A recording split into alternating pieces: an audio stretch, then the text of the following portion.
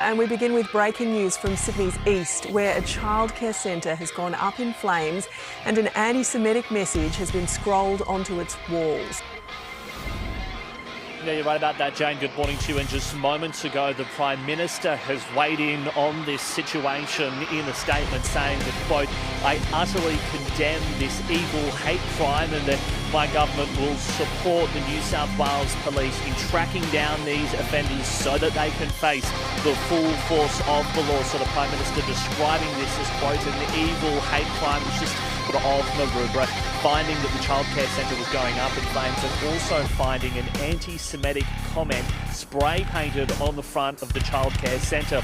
As you mentioned, while this childcare centre is not directly connected to a synagogue, but literally just a few doors down there is a synagogue here, so this is shaping up to be yet again another anti-Semitic attack. It's anti-Semitic attack. It's anti-Semitic attack. It's anti-Semitic attack.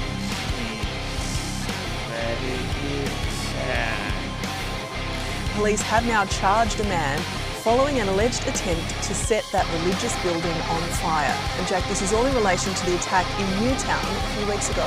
Strike Force detectives with help from counter-terrorism officers have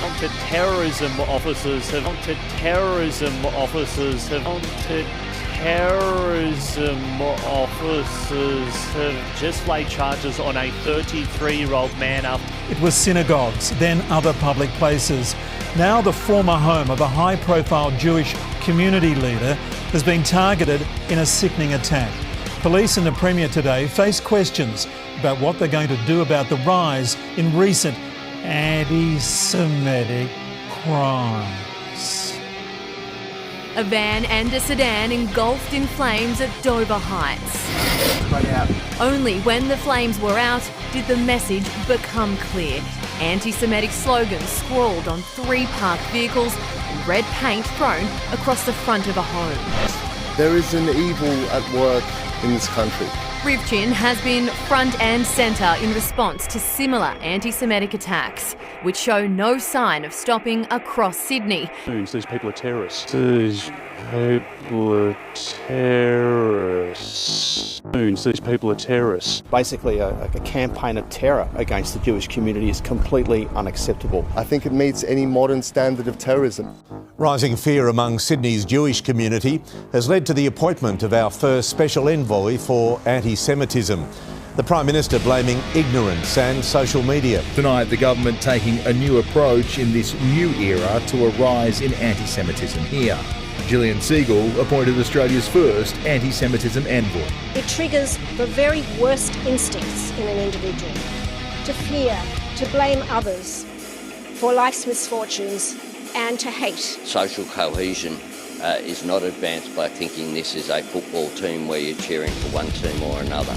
Be done. Since the October 7 Hamas terror attacks and subsequent military action in Gaza, recorded instances of anti-Semitism have jumped, including vandalism on war monuments, schools and the offices of MPs. This is not the Australia we want. This is not the Australia we expect.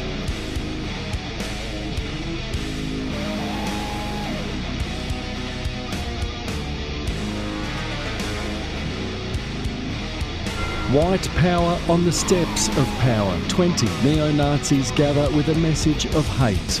This country should not belong to the Jews. It should belong to the white Australian people that built it. Unannounced and unwelcome, they started up the stairs, then ordered down by a PSO. White man! White man! White man! White man! As others watched, stunned. And tried to shout them down.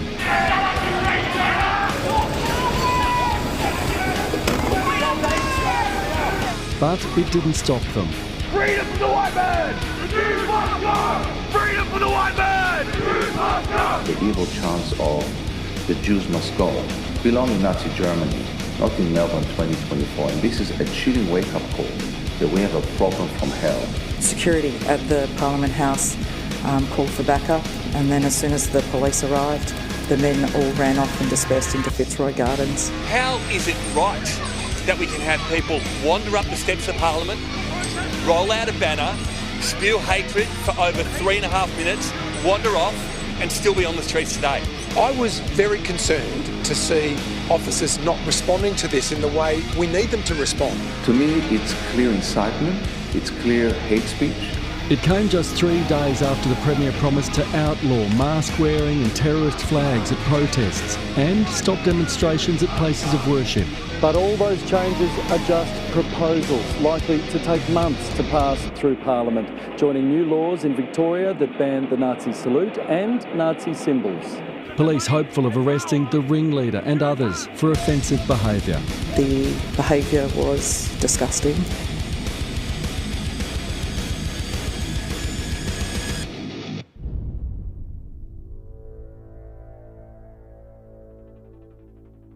Clown show. Have a look at the clown show. It's a setup. These guys, political setup, staging, government stooges, absolute stooges, government stooges.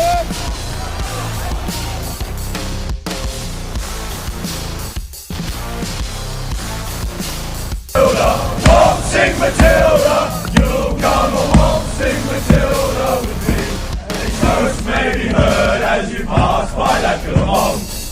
Australia for the white man! The rest must go! Australia for the white man! The rest must go! We come from the land down under! You better run, you better take cover! We come from the land down under! You better run, you better take cover! We come from the land down under! You better run, you better take cover! We come from the land down under! You better run, you better take cover! Rest must go! Rest must go! Won't sing Matilda! Won't sing Matilda!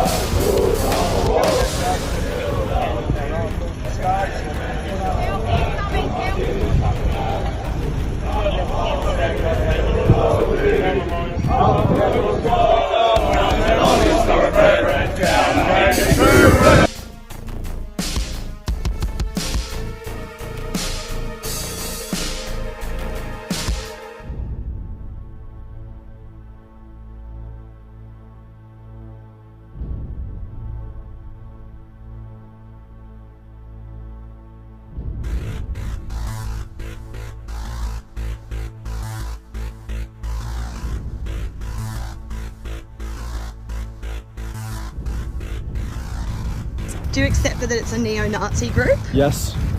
Right, so you've joined a neo-Nazi group? Correct, proudly. Why is that? Because I'm a neo-Nazi, obviously. We're just like-minded people who are proud white Australians who believe in standing up for white Australians. Those not arrested were herded out of the city. The police watch staying in place for hours more. 16 people have been charged, ranging from 16 to 58 years old. All but one of them have travelled here from interstate.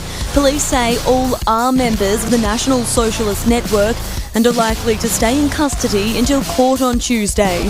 Shannon McDonald.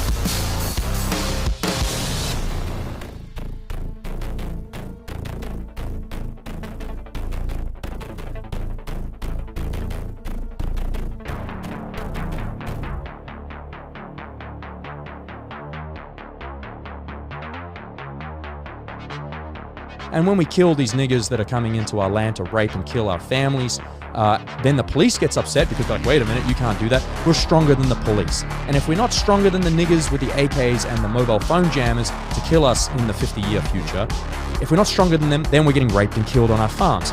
And if we're stronger than them but not stronger than the police, then the police drag us out of our homes. It'll probably be us or our sons or grandsons, and then they put us up on trial and they hang us or they torture us or they put us in jail for the rest of our lives and we die as slaves. So the goal is, whether it's A or B, is to become more powerful than the state. And I'm just a rational, reasonable human that's real. They're believed to be crimes driven by hate, but they could also be motivated by a love of money. We believe criminals for hire may be behind some incidents. Our Five Eyes partners, the US, UK, Canada and New Zealand, sharing intelligence suggesting foreign actors are using encrypted messages, offering crime groups crypto money to commit anti-Semitic attacks. Part of our inquiries include who is paying those criminals and what their motivation is. The one that stands out is Russia, which has a long history of trying to sow seeds of doubt. The opposition questions going public. The danger with putting out partial information like this is it leads to speculation and alarm. Part of the reason, says Anthony Albanese, to counter the opposition's claims that not enough is being done. That's the point here. This action is ongoing. Security agencies worry the anti-Semitic attacks will be ongoing too, and the social and political distress they're causing. Mr Albanese buckling to political pressure yesterday, calling a national cabinet meeting after suggesting one wasn't necessary. The result? A national database to track anti-Semitic attacks.